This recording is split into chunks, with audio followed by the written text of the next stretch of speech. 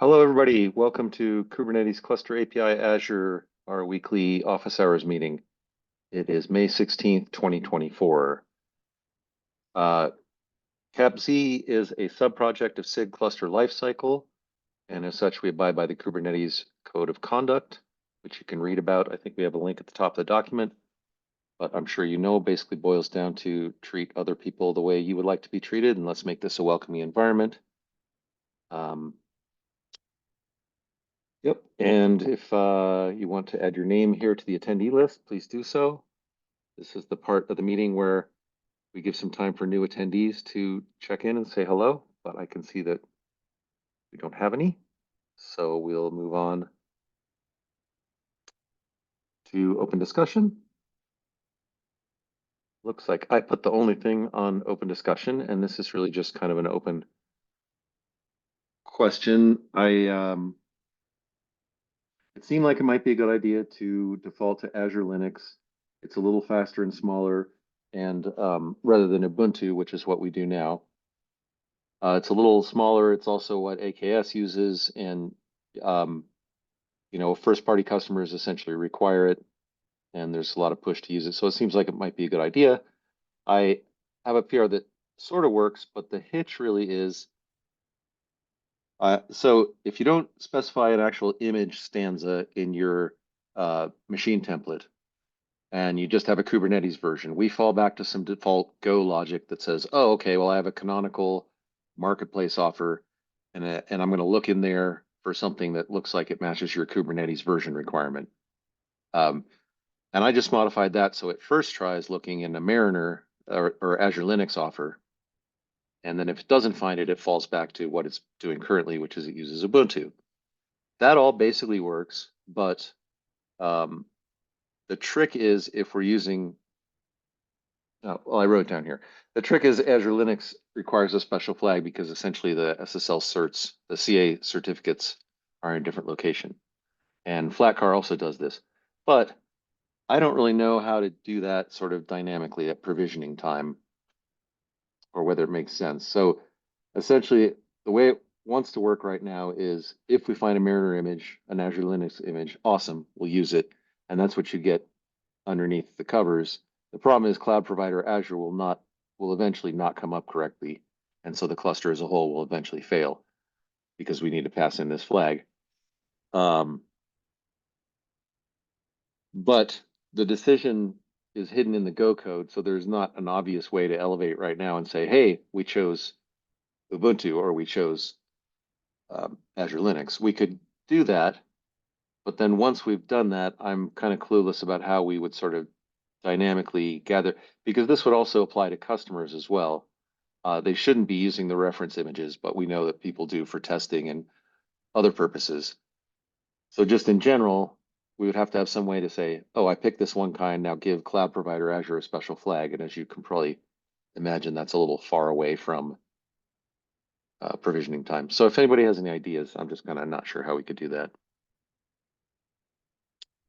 The only other thing I could think of is we totally flood the zone and we go back and back publish Azure Linux images for every single Ubuntu image we have, and then we could just make this the default logic. But I'm not sure that's a good approach either. Go ahead, Jack. So I am inferring from your description, so I don't fully understand the flow, but I'm inferring that at the point in time where we inject the image metadata based on an absence of a provided image configuration, so what you were describing is that sort of fallback. We default to the canonical images. If you At don't that flesh flow, out we aren't able to similarly inject the required flag to I'm not sure if it's a Kubanium config or what it goes to. You can't do that at that same part in the flow.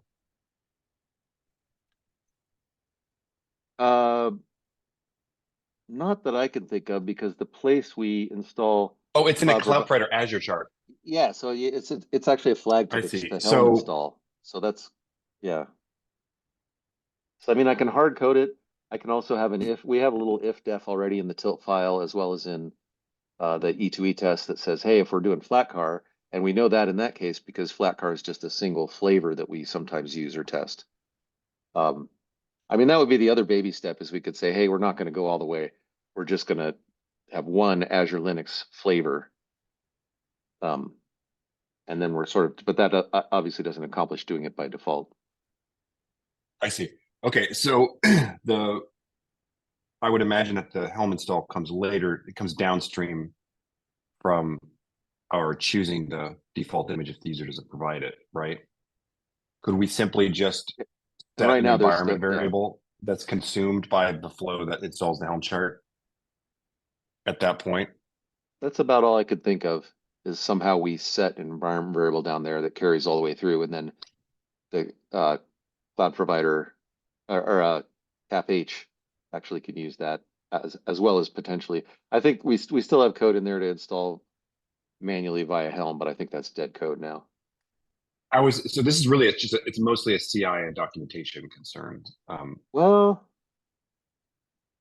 Because there can't be there's um, obviously not going to be like any kind of tight coupling between the cluster, the CapZ resources that the Azure Linux image configuration is going to be a part of and the cloud provider spec. We need to document that for users. Like if I you guess we just need use, to document it for users. Yeah, but for our but CI, I mean, how do we do CI for Flatcar right now?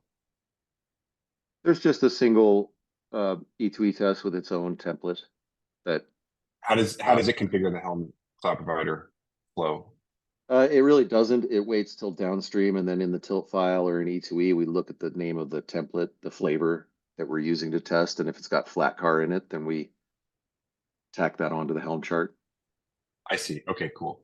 Yeah, I Whereas would say this would be what more we can pervasive. probably do is just standardize this whole thing and like define a well-known environment variable that's CI specific. Is this a Boolean flag or is it a like key equals value flag where the value points to a specific SSL cert like CA store location?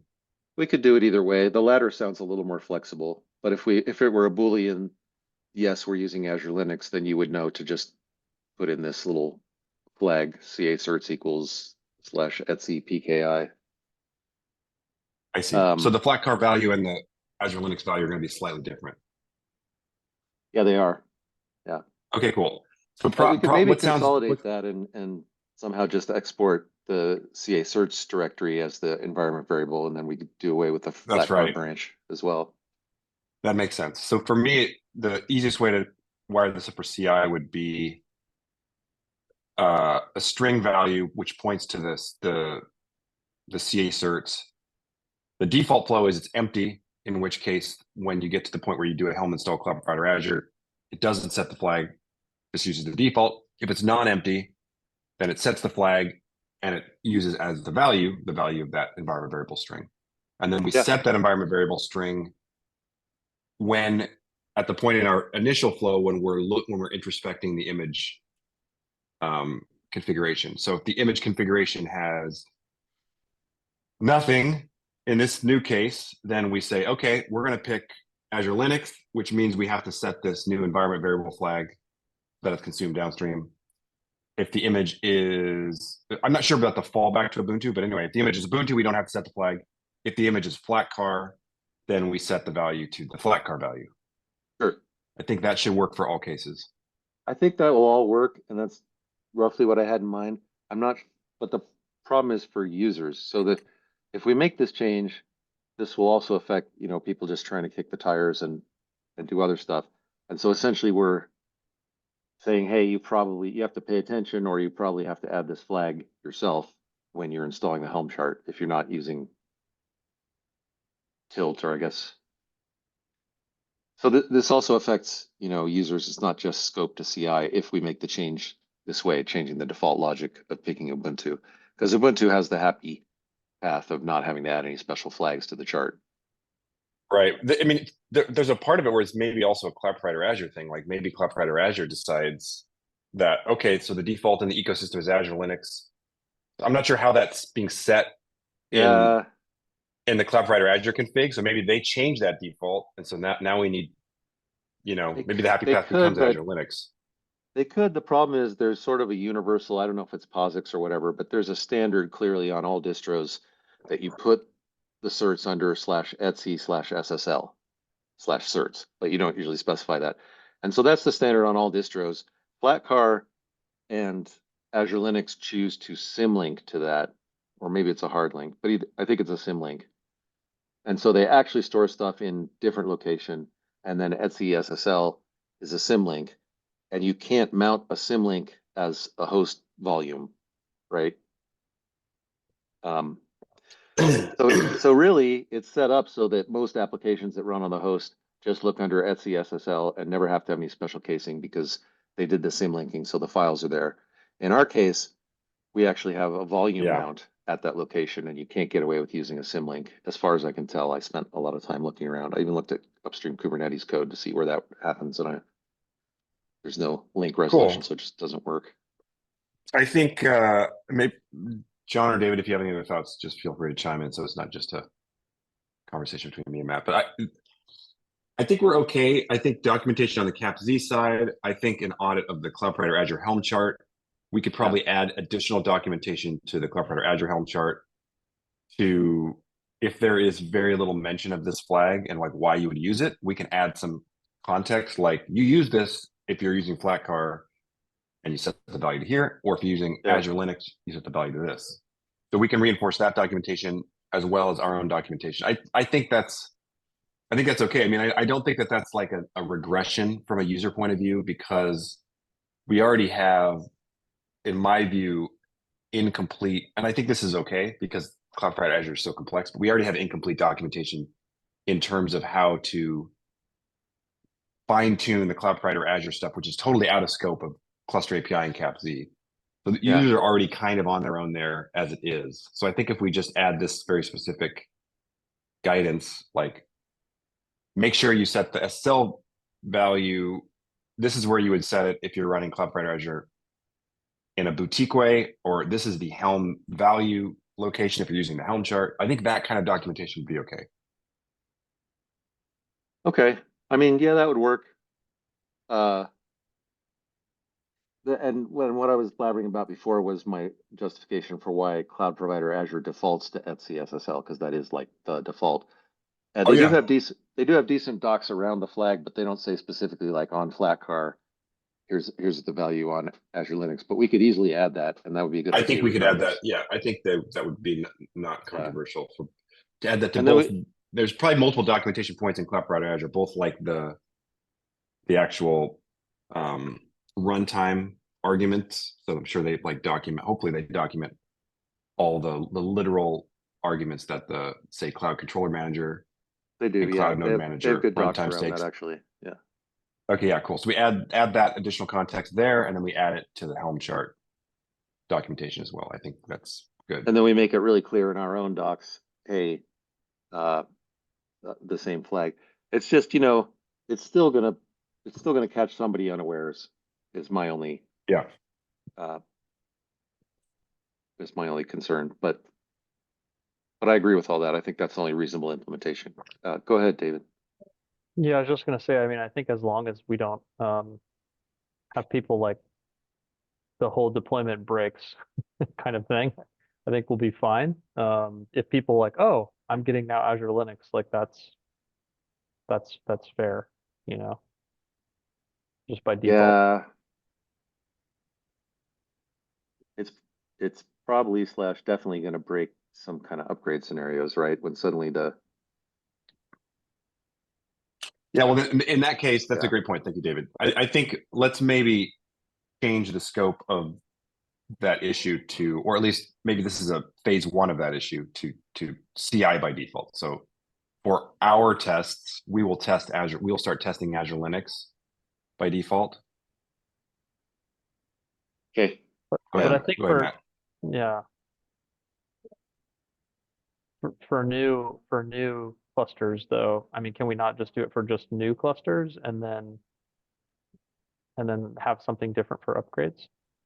Well, new clusters are going to have the similar problem because for existing users, because they're going to say, I'm going to create a new cluster. I've got a known working template, and it's going to stop working.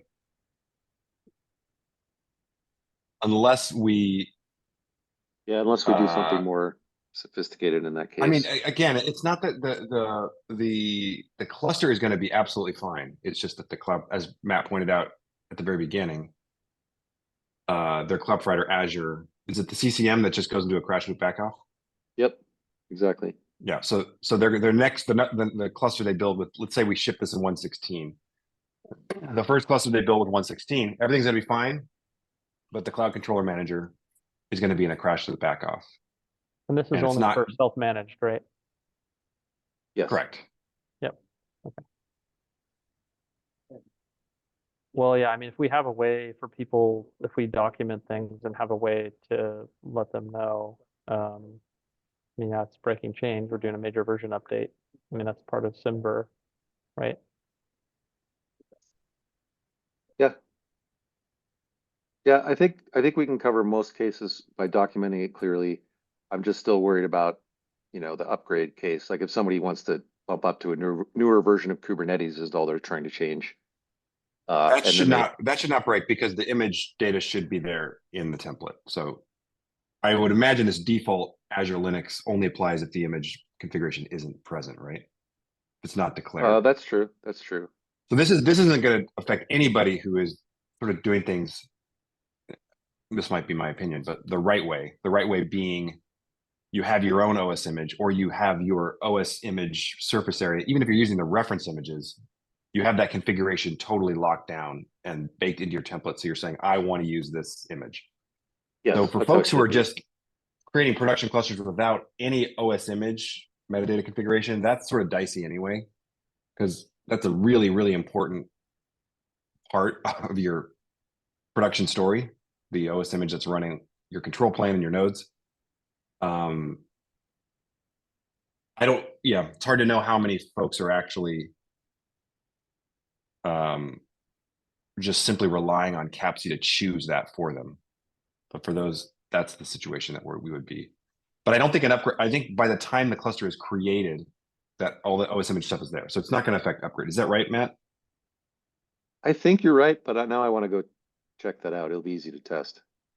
Um, And yeah, certainly, I think it if we're gets back shipping a populated. self-managed solution where the OS image is like a black box, I would call that something we should fix. We should be um, ensuring that information is populated into the machine template or the I CRDs mean, that. yeah, it is. I'm remembering the code now, and they all return the image stanza, so that must get back populated into the the machine template.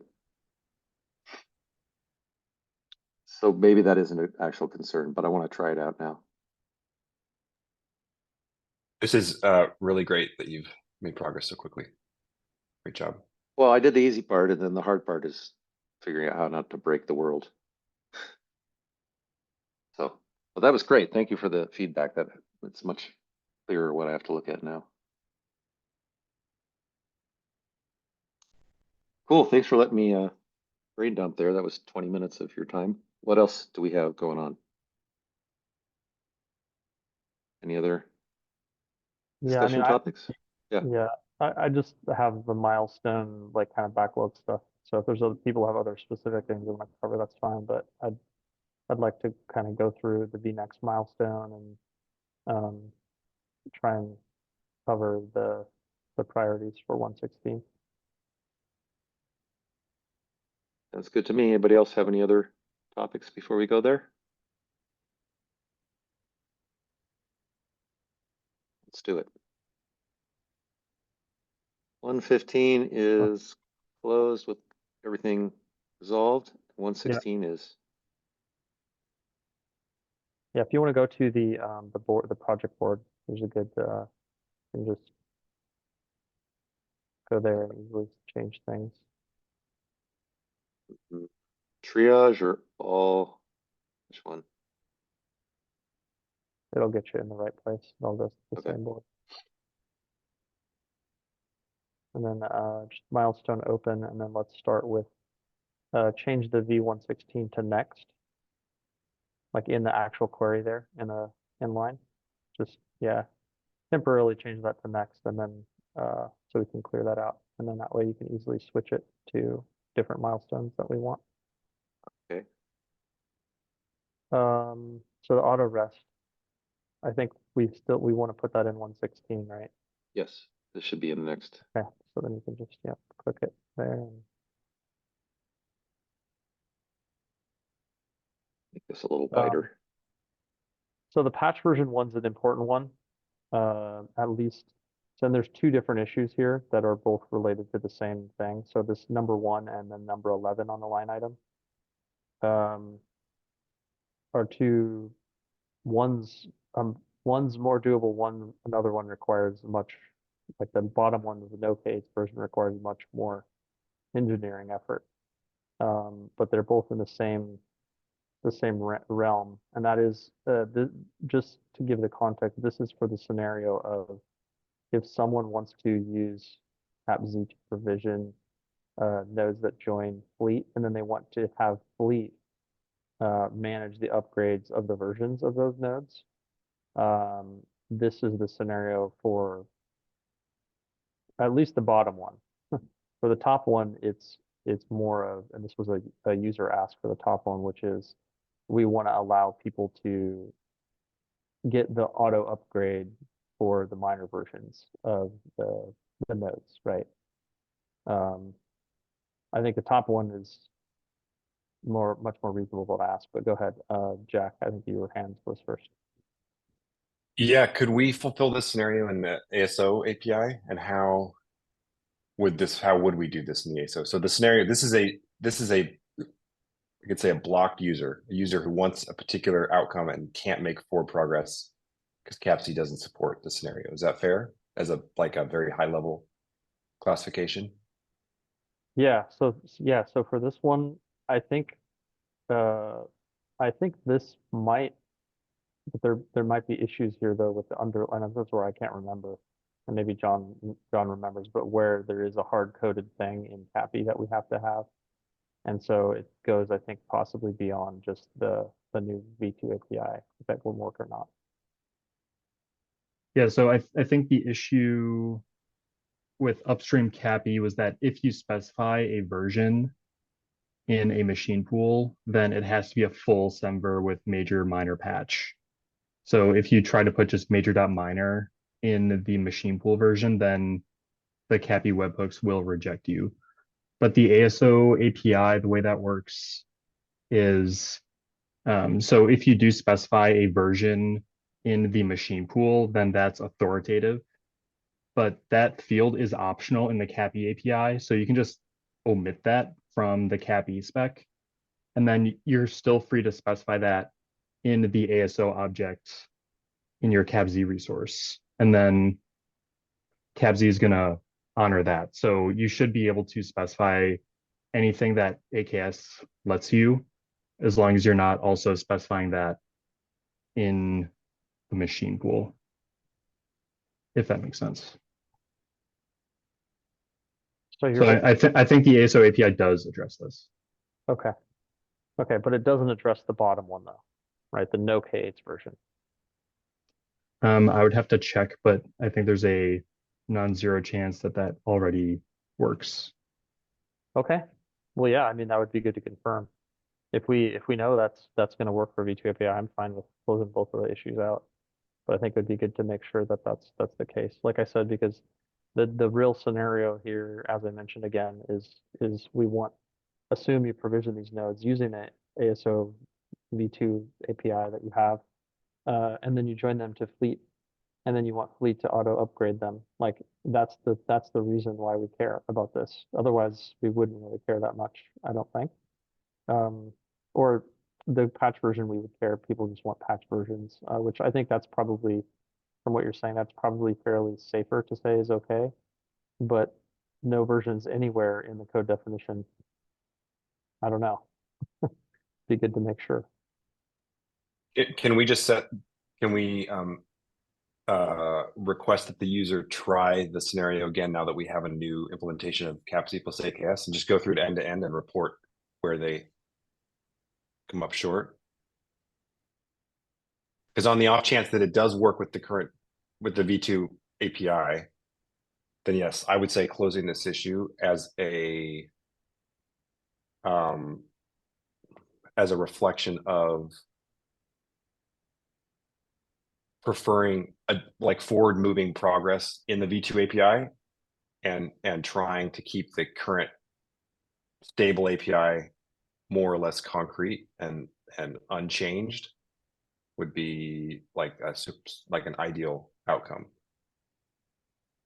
Okay. Because the idea here is that the V2 API is the long-term path for AKS, because we are anticipating that the like typical AKS persona needs full AKS support, and that's what the V2 API Okay. Yeah. presents. Okay. But we want to test these theories in these real world scenarios. So And yeah. we're in a tough place if we start supporting forward progress in both APIs at the same time indefinitely. That's when the sort of hypothesis starts to fall apart that this is a good idea. If that makes sense. No, totally, it's fair. So for the first one with patch version, I think if we just maybe put, here's the ASO field or a little chunk of here's how it would look. Is this going to work for you? Put it in a comment would be fair. For the bottom one, I do feel like it really probably would require us to maybe just make sure that's the case. Could I assign these to you, John, for follow-up? I don't want to put too much on your plate, but Yeah, no, I think that should be easy enough. The first one is definitely just a comment, and then the bottom one I can test, but yeah, I think there's a decent chance that just works. Okay. this work? Yes. Thank you so much. And I'll put it on 116 milestone. So that one will disappear here in a second. Oh, you're doing that? I did, Ian. I got it. Okay. Oh, too slow. There. Cool.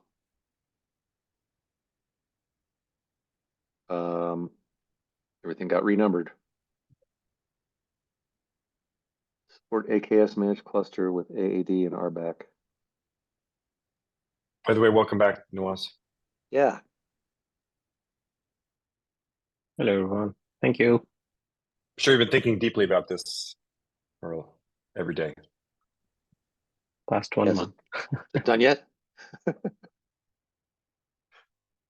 Oh, but is this something we want to include in this milestone, do we think? Or we're not sure yet. What is it exactly? Can we clarify? Okay. I think this might My be, my brain is quite fresh. I don't remember Like, I anything wonder about if this is another one of those where like we already did it. the V8. So Noaz, we have a new implementation of AKS CAPC in CAPC that was released in 1.15. That is a thin wrapper around ASO. So we get the full AKS feature set so long as we pull in the latest version of ASO that supports the full AKS feature set as part of the data structure. So is this one of those things that required us to implement new stuff, which we no longer have to worry about? I think so. Go ahead, John. Done? Yeah, this one looks like something you should be able to do with the new API. Because it looks like it's mostly, at least the gist I'm getting is I want to be able to tweak certain fields that CAPC doesn't let me. So that's exactly what the ASO API should let you do. Yep. So I have one maybe thing to throw out here with this trajectory we have. Perhaps since we also have I mean, we obviously have two ways for people to instantiate the cluster, right? One is the current cluster CTL generate thing, and then we have the Helm chart now that's up there. So in my mind, what would be nice is if an actual feature request like this comes through, and we are continuing on this V2 API thing, perhaps a check would be that this particular feature has a coverage in the Helm chart at least, so that we just reference, okay, the setting is in there, right? So then we just reference the setting, and then that's it, right? And then it becomes a validation point that there's coverage from the Helm chart side of things.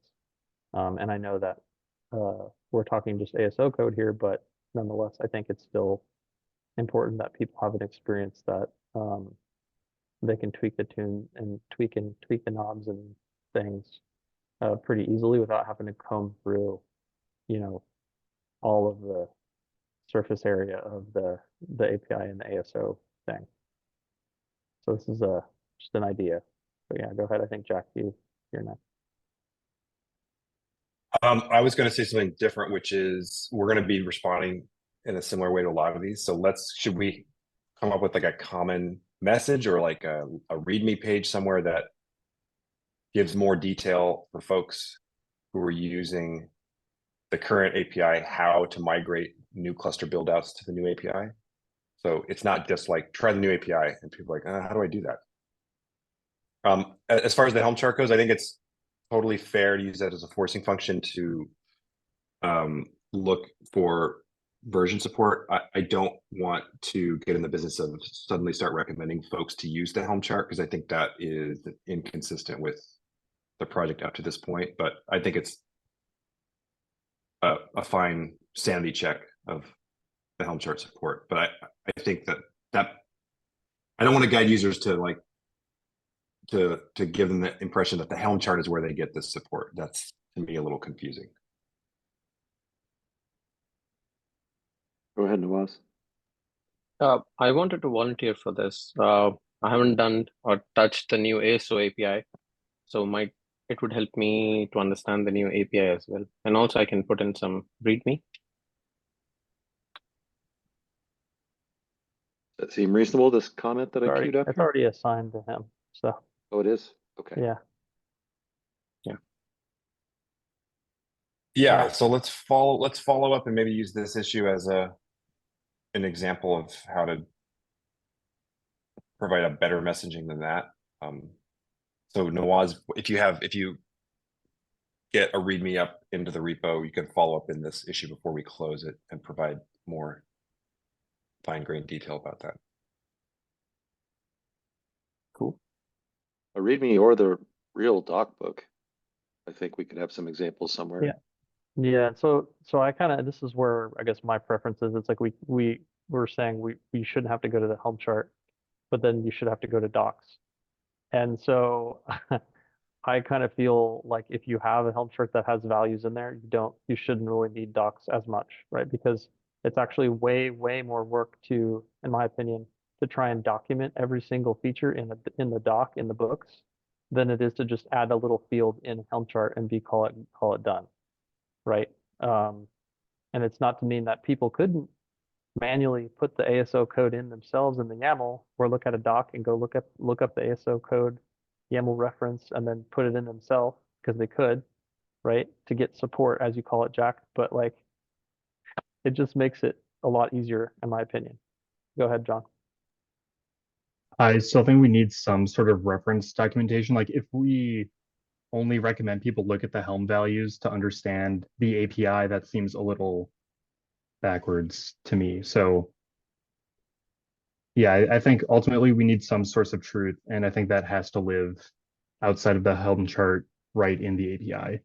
So, and we have generated reference documentation that is essentially the same level of abstraction and fidelity as the Helm chart. So I guess I don't want to put all of our documentation eggs in the Helm chart basket. Okay. Yeah, no, I for sure think you need to have some fundamental stuff there. But you were saying, maybe I missed this, but there's some generated content that has the surface area for CAPC, or are you talking ASO's generation of the YAML No, definition? the CapZ API does have reference documentation generated on the book website. So all the fields are documented there with the comments as they exist in the Go code. So yeah, I think Okay. that is probably the most authoritative place to look. All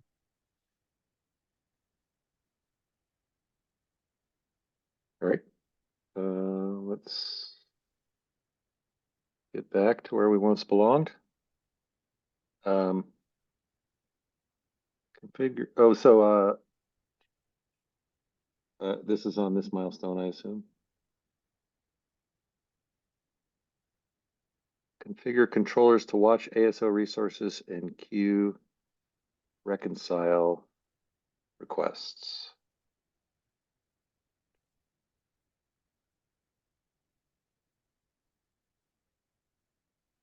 We could be doing it better.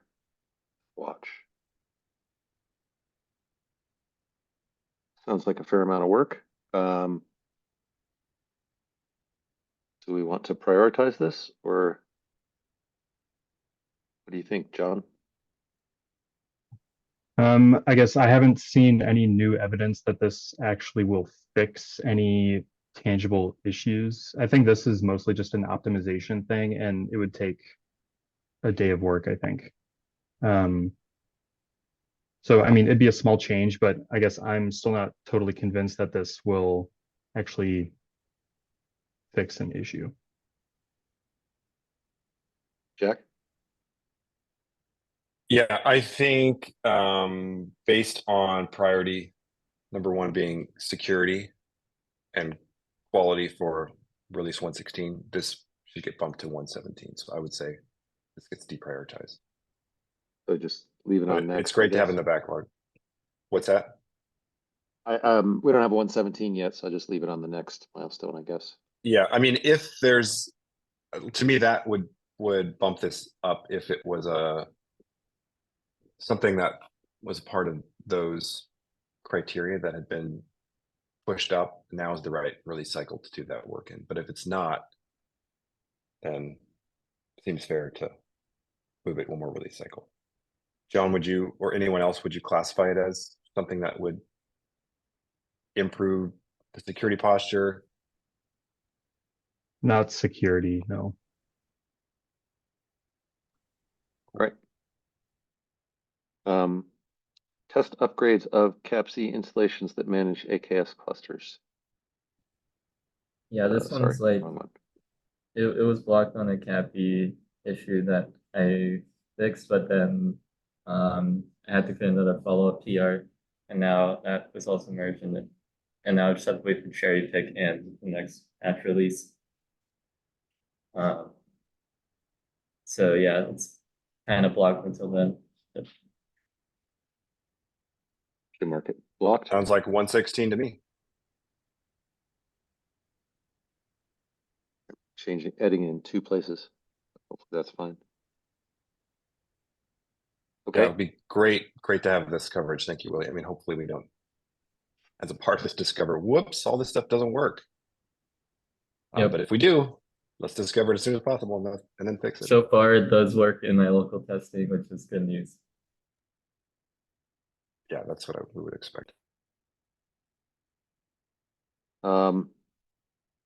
This one I have seen for a while because okay. So essentially a big cleanup task, maybe not that big, that we haven't gotten around to. Is there any? Yeah, I think this would be a sizable amount of kind of drudge work. But yeah, I guess if we're not prioritizing adding new features to the existing AKS API, then this isn't really a big deal. Sounds like we leave it where it is. Now.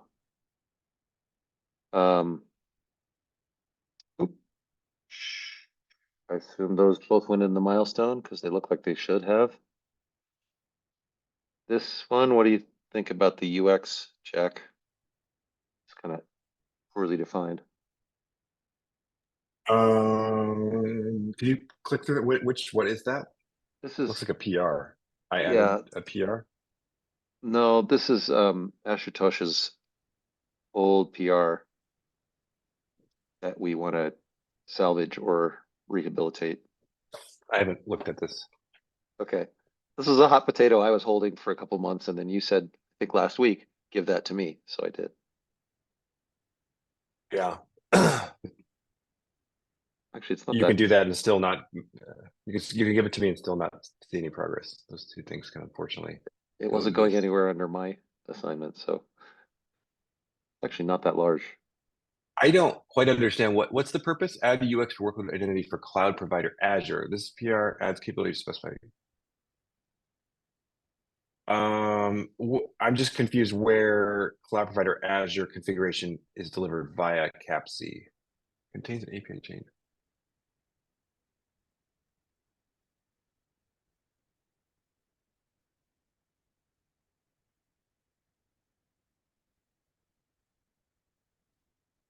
Is this related to how, like in the Azure JSON files, we configure credentials for cloud provider? And this is to enable those credentials to map to workload identity. Is that kind of the gist here?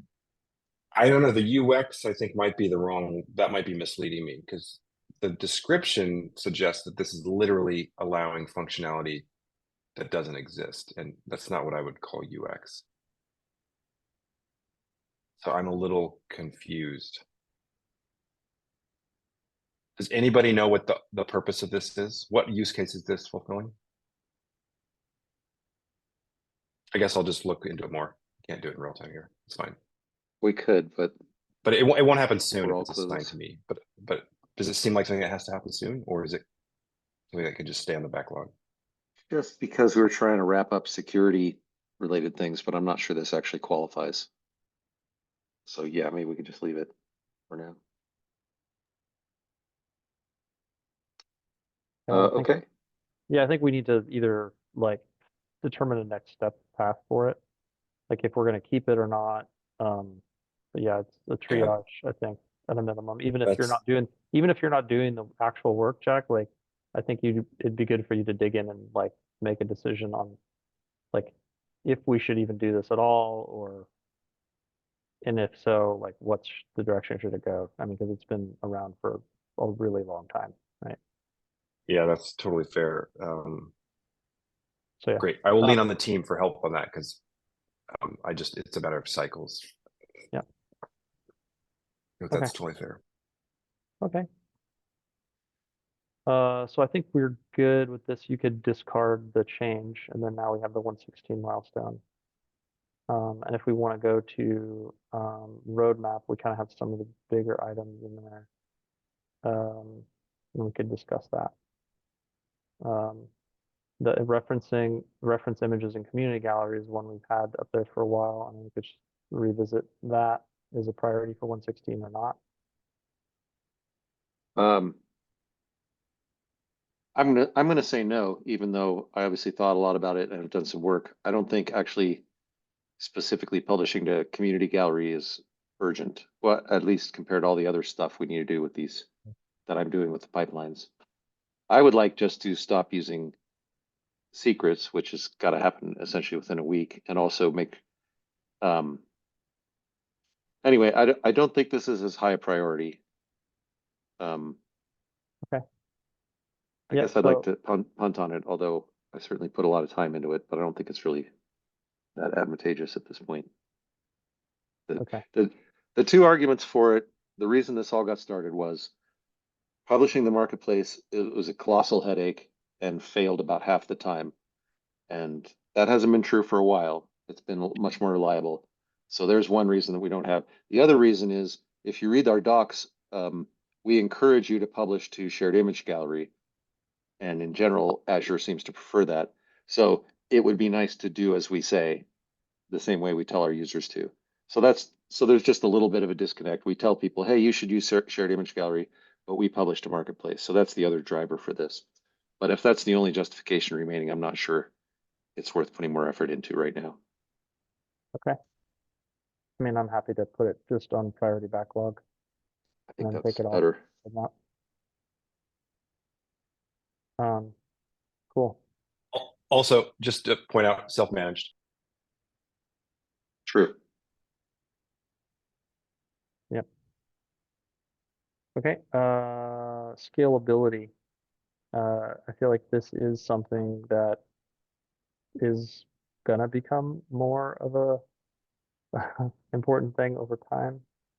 I know Mike had signed up for this, and I'm not sure he's done anything with it. I can ping him again, but I think it kind of comes back to, you know, how many clusters, what's the right sizing for a management cluster for managing how many, you know, in number of nodes, right?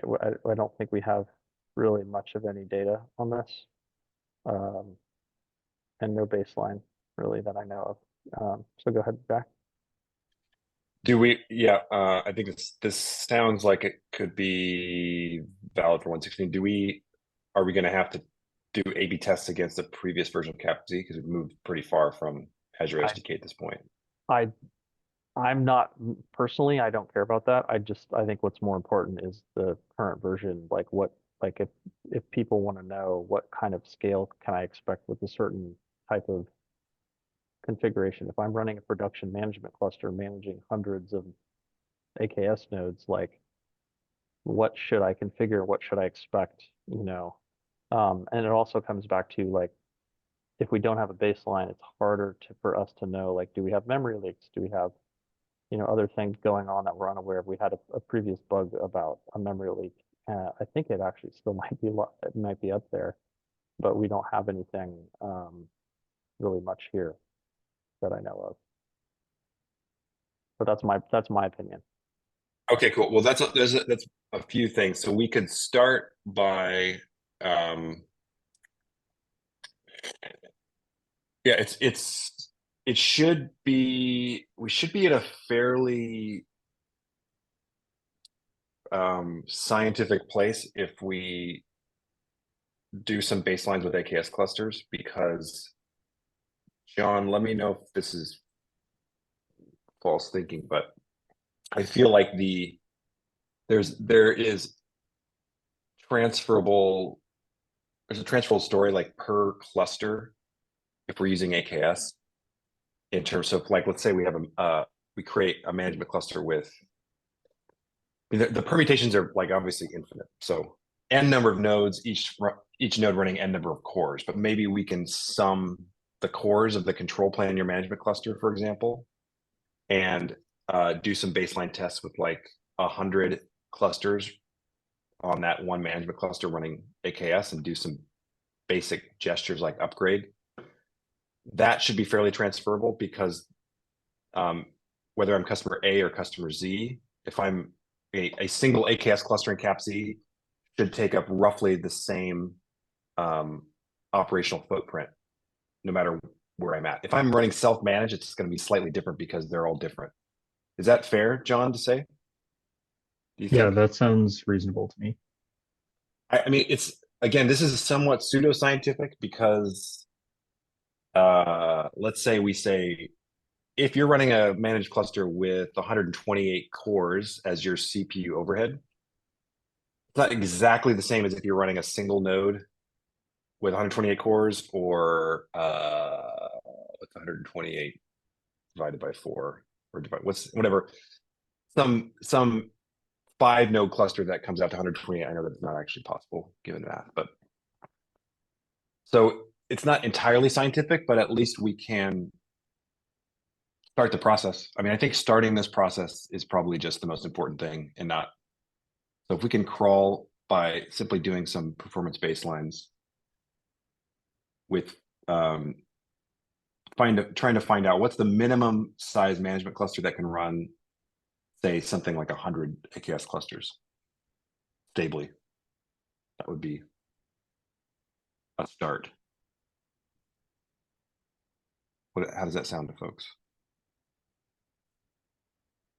We do inherit some of this from a foundational perspective from Cluster API in the last at least 2 releases, I think, with their Quark scale tests.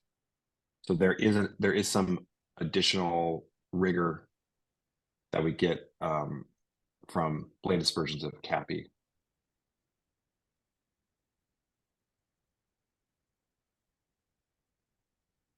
Just jotting some of that down because that seems like a good idea. But I think we can book that in 116. Yeah. Yeah.